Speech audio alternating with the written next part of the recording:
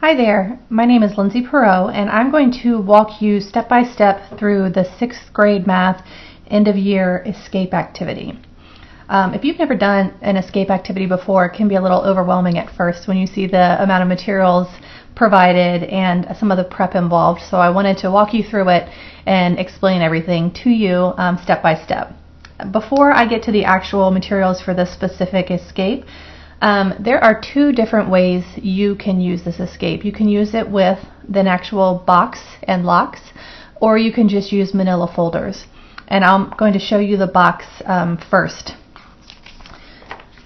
The box that I used is just a large silver box, and there's links within the product for this if you wanted to check it out. And then a lock hasp.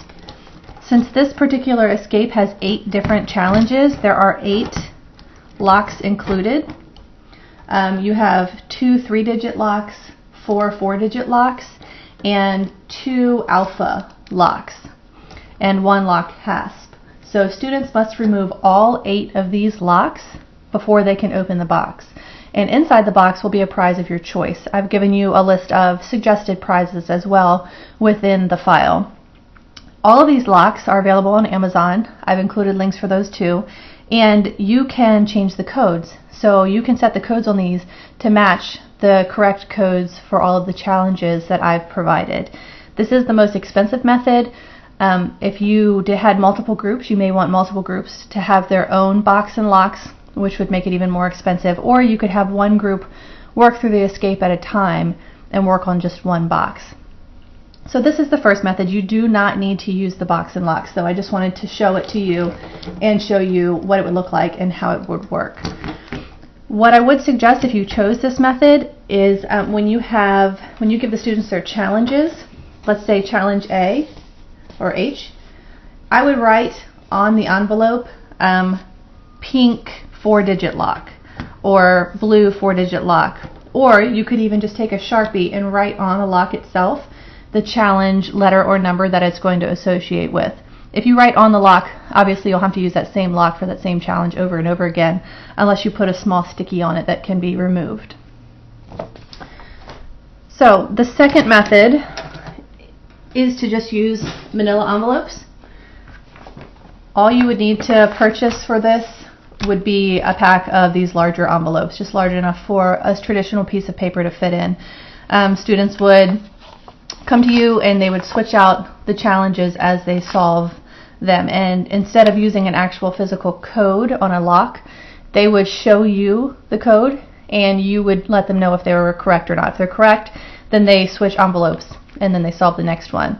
There is also a digital code unlocking page that students can go to where if they have their own technology to use, they can enter the codes on a Google form and it will let them know if they're correct or not. And then if they're correct, they can come to you and get the new envelope. Okay, so let's get into this specific resource.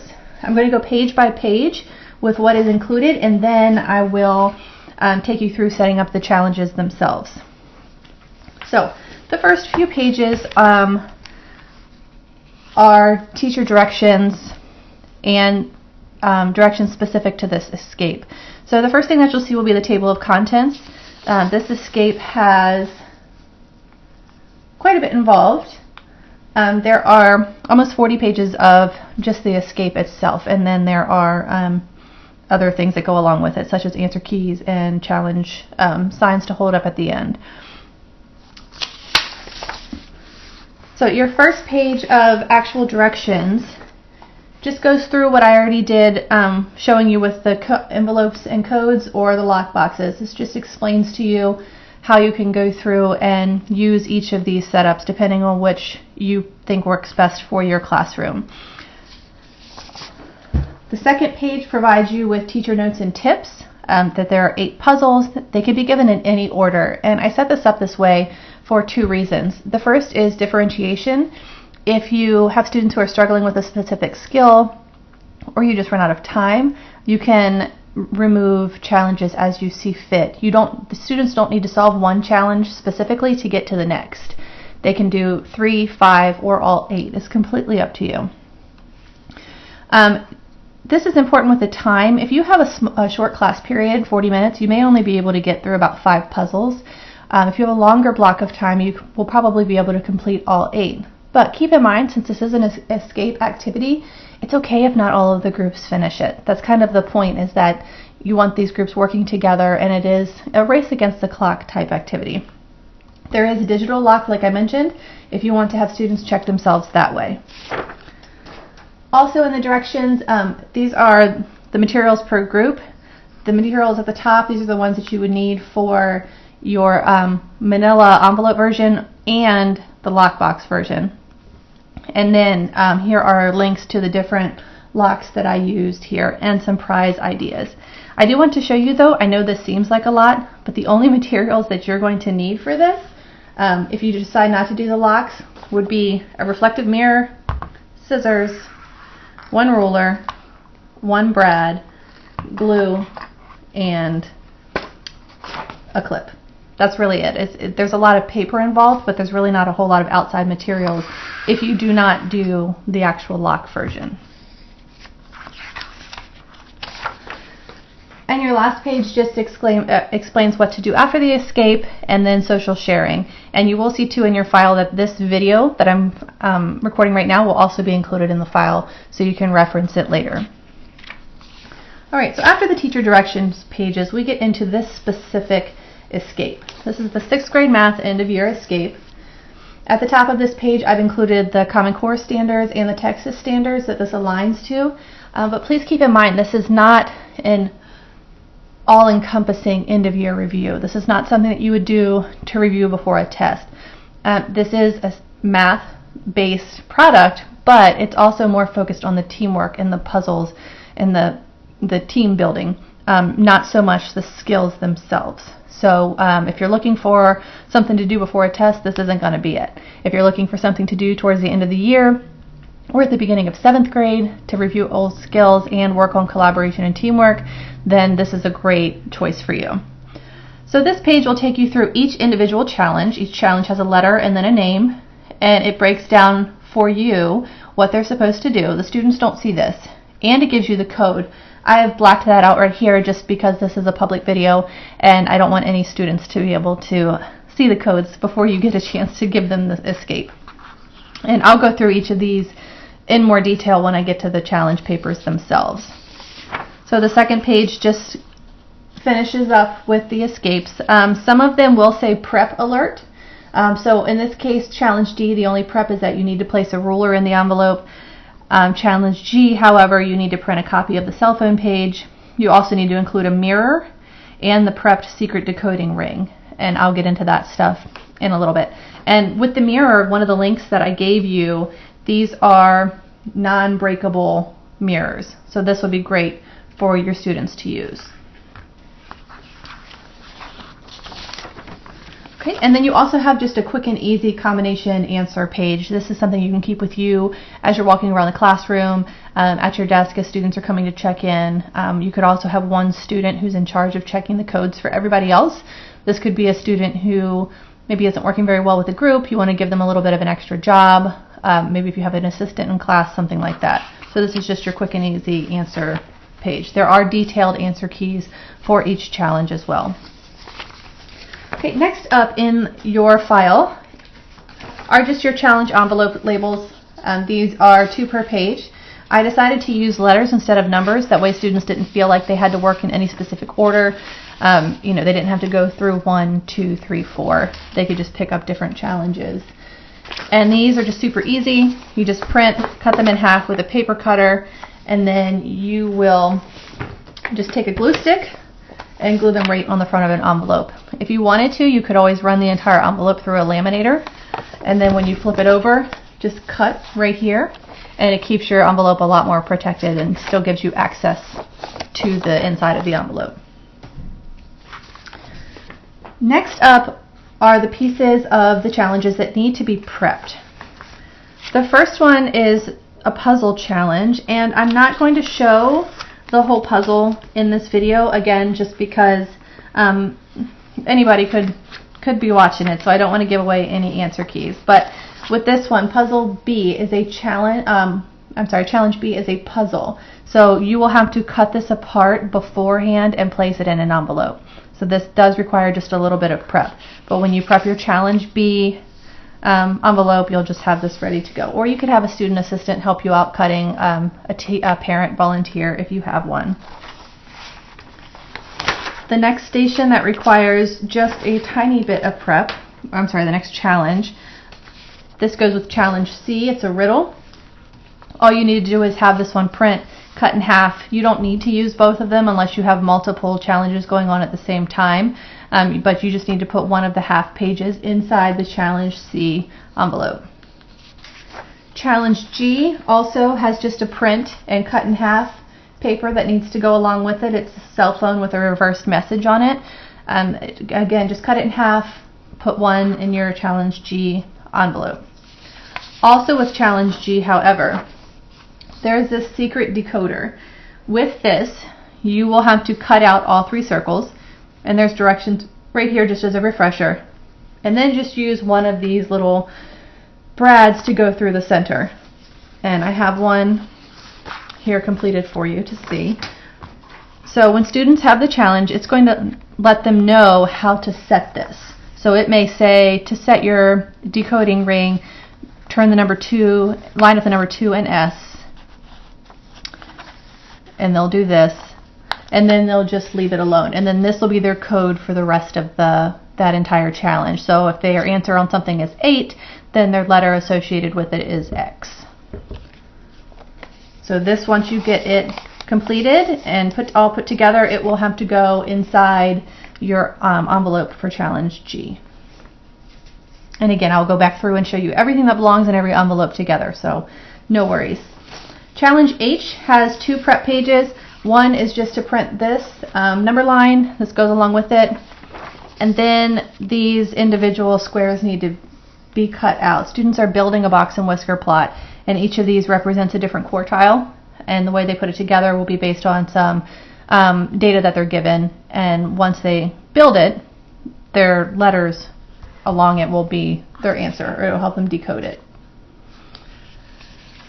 Okay, and 2 more prep pieces.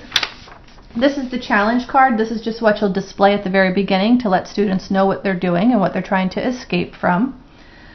And then you have 2 options really for student work pages. This is a half-sheet group page where as a group together they can just put their group name at the top, let them come up with something fun, and then they can record their codes on here and bring it to you to be checked. So if a group has puzzle D first, they'll just put their code here. If you say it's correct, you can give them any of the other puzzles that you choose next. They don't have to go in order.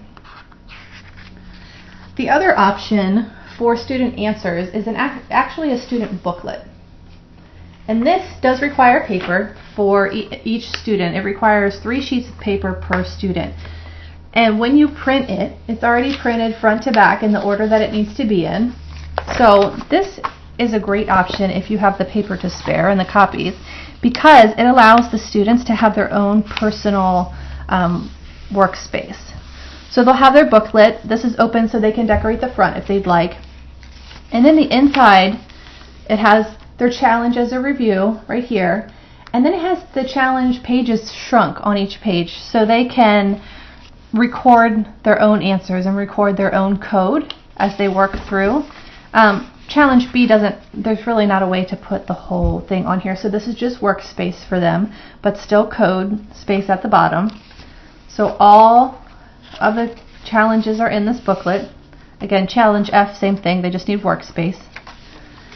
And then when they're finished, the very last page is where they can keep track of their codes. So if you have them work and check in with you, they can just show you this page rather than having to flip through the booklet each time. So that's the second option. You don't have to give them either of these. You can just have them use a blank sheet of paper if you'd like. It's up to you. Okay, now the actual challenges. I'm going to go through these one by one while showing you what all needs to be in the envelope for that specific challenge at the same time. So the first one will be challenge A. So we will have our challenge A envelope with the label on the front. And this challenge only needs 2 sheets of paper, possibly only one, and I'll explain that in a second. Here is your challenge paper. Your students here, this is Ratios and Proportional Relationships Review. They'll answer these 6 questions, writing their answers on the line, and then they will have to read the directions to place their answers here, and then down here the code tells them which of those numbers are actually their code for their lock or to get the next envelope. Now I mentioned there could be 2 pieces. I didn't go over this just yet, but just like I do with all of my math stations, I also provided hint cards for this entire escape, just because some students are going to need it, and you don't want students to get frustrated and shut down. So each challenge has a hint card if you decide to give it to them or if they need it. You want them to feel success. You don't want to make it too easy for them, so do not give them the hint card unless they're really struggling. So challenge A, your envelope may include just the challenge, or it may also include your challenge and your hint card.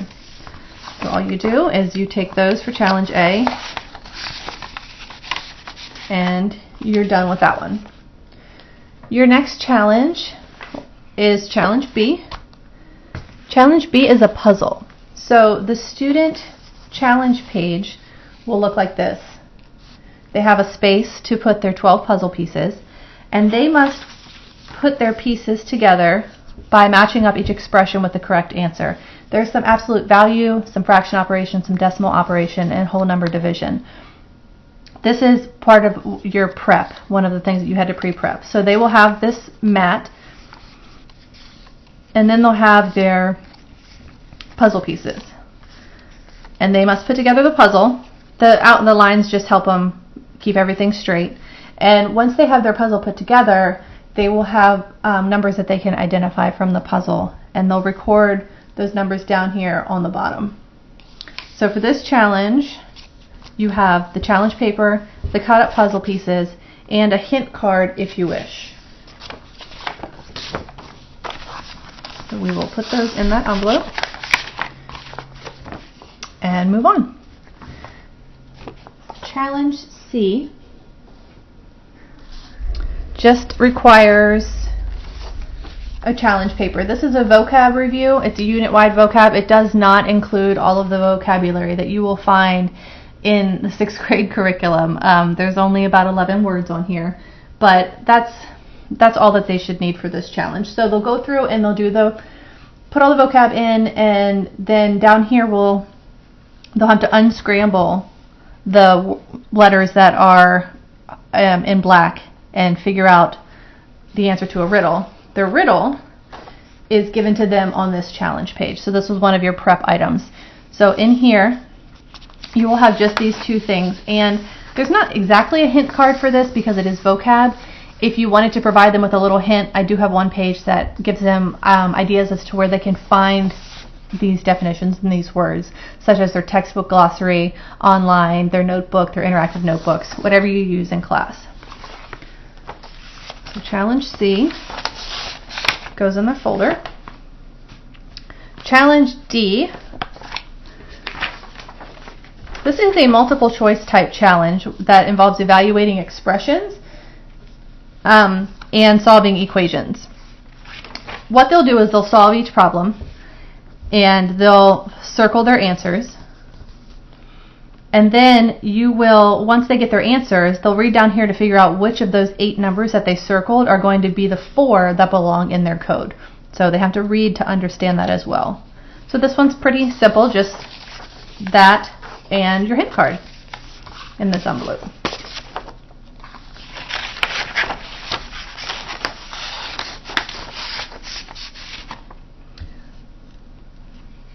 Okay. Next up is Challenge E. Challenge E requires the challenge paper, your envelope, the challenge paper, a ruler, and if needed, your hint card. Oops, sorry about that. So for this challenge, these numbers on the graph, these are going to be the ones that lead to their code. So what they have to do is they have to go along this list and plot the points. So they'll plot -6, 3, and then they'll plot 2, 3, and they'll connect those 2 points. When they plot point 3, they'll connect that one. Point 4, they'll connect. So they connect as they go along. When they're finished plotting and connecting all of these points in the order in which they are right here, their line will have gone through 4 of these numbers. And they'll write those numbers down here, and then that's going to be their code for this challenge. So this challenge, in your envelope, you'll have the challenge paper, the hint card, and a ruler.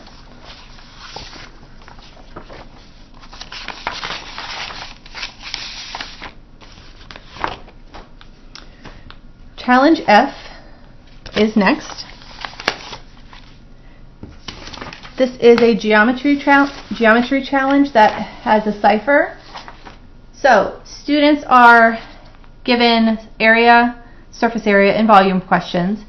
They're technically given the answer, but their answer is in code. So what your students have to do is they'll have to find the area of this rectangle. And once they find the area, let's say it is 426, they'll know that this symbol stands for 4, this one stands for 2, and this one stands for 6. And it might be helpful for them to write that down at the side of their paper, or if they're using the student workbook. Because then at the bottom, they're also given the code, but it's given to them with the symbols instead. So by them solving these questions, they'll be able to figure out what each of the symbols mean, and then they'll be able to figure out the numbers that belong down in the code. So for challenge F, all you need is the challenge paper and the hint card.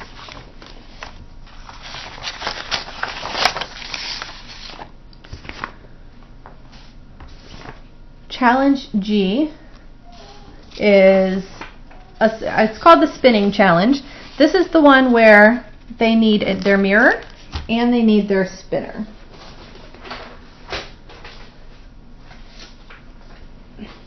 So they need the mirror because they are given a few questions. They have to use a number line to answer these questions. Once they get their answer, they are told in this secret message how to set the wheel.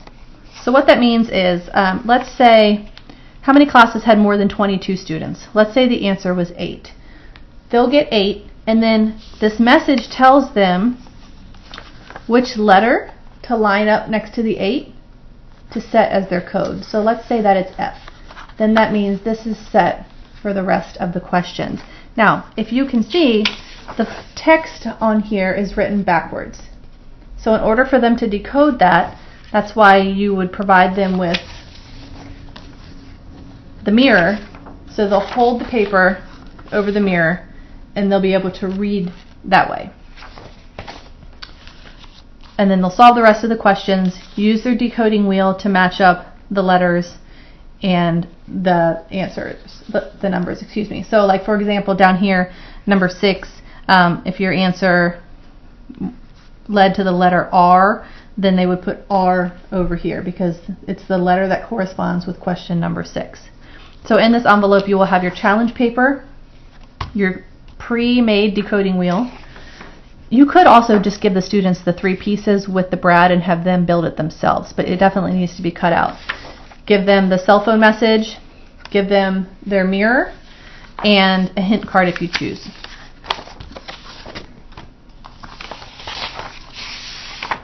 Okay, last challenge.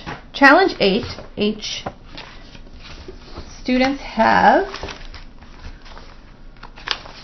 their challenge paper. This one they have to build a Boxing Whisker plot. So for this one, obviously once they have the data, they need to find their 5 data points. Their minimum, maximum, first quartile, third quartile, and their median.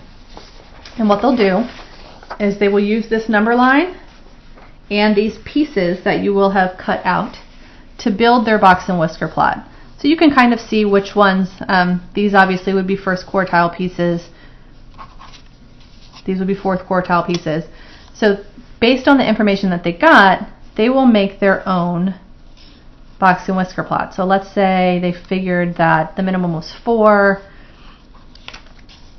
their second 25% of the data falls between 6 and 10, and this is not the correct answer, I'm just showing you how it would go together.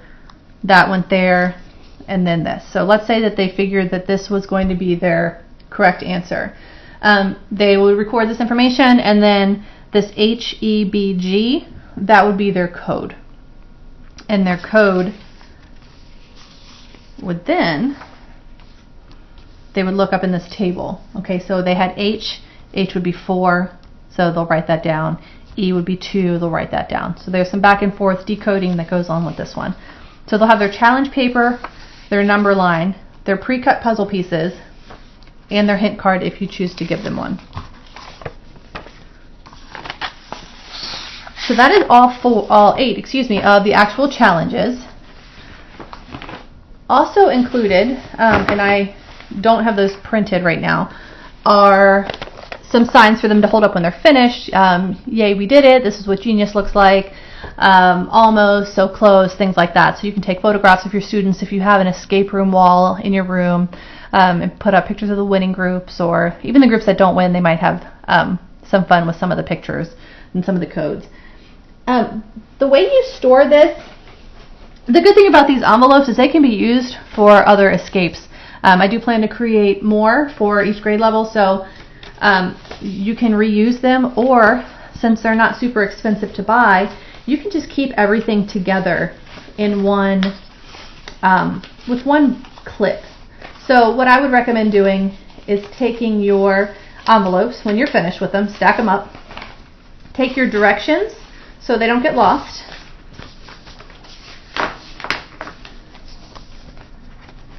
and just take a clip. Once you have your binders, your folders all closed up, just keep them clipped together like this. You have everything you need. It stays in the envelope, so if you have extra rulers to spare, you can even leave those in there. The mirrors that I linked you to, they come in a 4-pack, and they're not very expensive at all, so you can keep the mirrors in here, so whenever you want to use them, you don't have to prep again. You don't have to go hunting for mirrors, you don't have to go hunting for rulers, for decoding wheels. It's all already here. And in my mirror packet here, I also have all of my directions for my code, my different locks, because you don't want to lose those. If you decide to do the actual locks and boxes, you don't want to misplace those, so keep those in a nice safe place. So that's it. I took you through the entire prep and setup. So hopefully it's not as overwhelming for you who are doing it for the first time. If you have any questions, you can feel free to reach out to me via email. My email is included in the product, and it's included in the preview. You can find me online, beyondtheworksheet.com. There's a contact link in there as well. So thank you so much for listening, and I really look forward to seeing how these work out for you. Have a great day.